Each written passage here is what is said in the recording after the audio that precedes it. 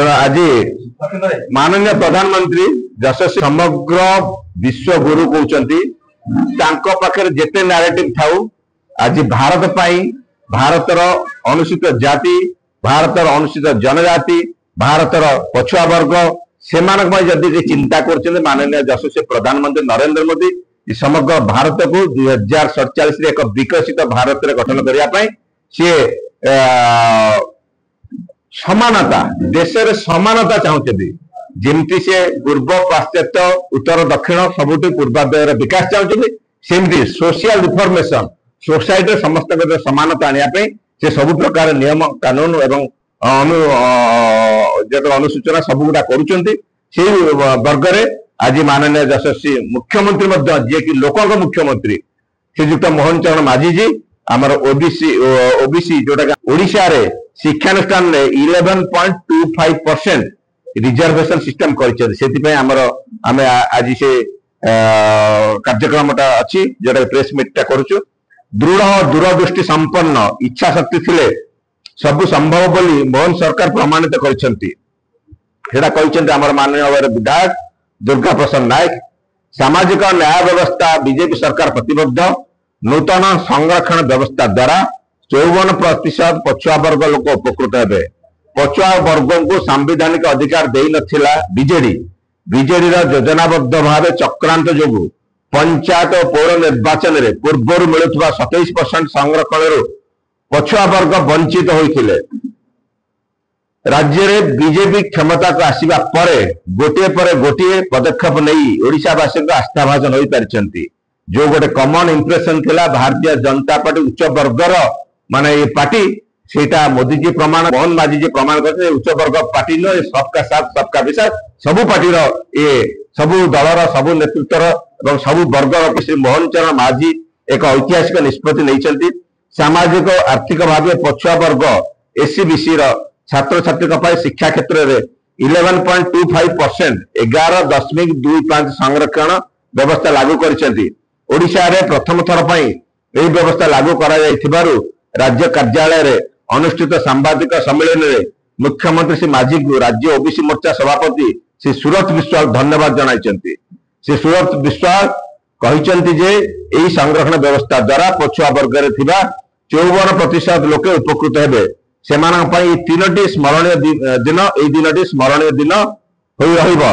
90 दशक रे पछुआ वर्गक पई जेतेबेले संरक्षण लागू होला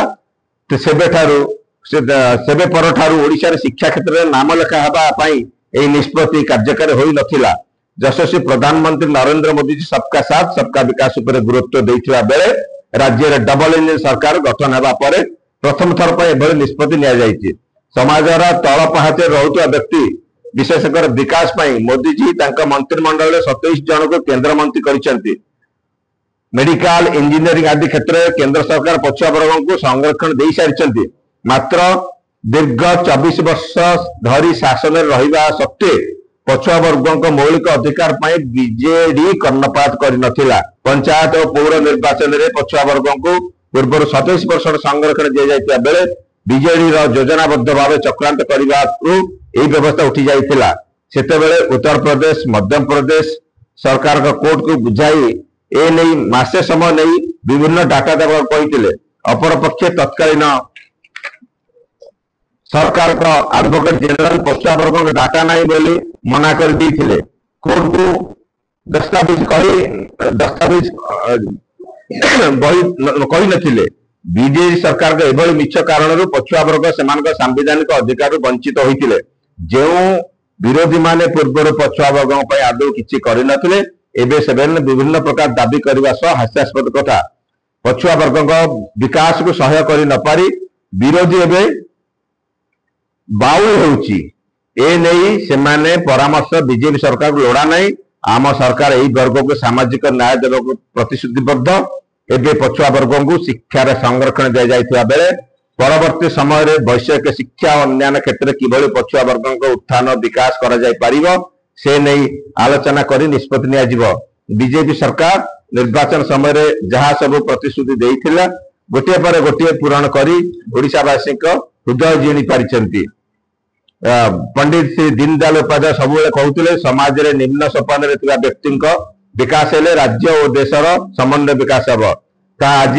कार्यकारी होगा जाऊँ समस्त ओडिशावासी खुशी अच्छा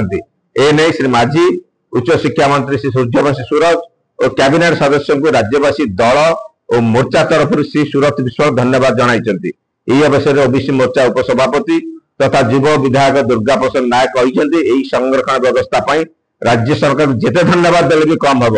तत्कालीन बीजेडी और कांग्रेस सरकार पछुआ वर्ग को सामाजिक न्याय देवारे उपेक्षा करिसेंती किंतु दशंधि धरी जो सब कार्य हो पारु नथिला मोहन सरकार आज से सब करि पारछंती दृढ़ और दूरदृष्टि संपन्न इच्छा शक्ति थिले सब संभव बोली श्री माझी आज प्रमाणित कर देखाइछंती। पछुआ वर्ग लोकों को शिक्षा क्षेत्र में विभिन्न आज सामाजिक न्याय मिल पारछि। डॉक्टर बाबा साहेब समाज विकास देश विकास हो पार शिक्षा क्षेत्र संरक्षण व्यवस्था विकसित हम और राष्ट्र गठन में यह सहायक हम बोले श्री नायक कहते एने राज्य सरकार को धन्यवाद देइछंती। एही सांबादिक सम्मेलन मुख्य राज्य मुखपात्र अनिल विश्वास सामाजिक गणमाध्यम संयोजक उमाकांत पट्टनायक उपस्थित थे तेने सब राज्य स्तरीय होता आज जिला स्तरीय होची माननीय प्रधानमंत्री एवं मुख्यमंत्री पछुआ वर्ग दलित आदिवासी संप्रदायर किमिति उत्थान हम एवं देश में समानता आसो से चिंता कर आम्बेडकर को सम्मान आज दौरान मोदी सरकार सम्मान दौरान।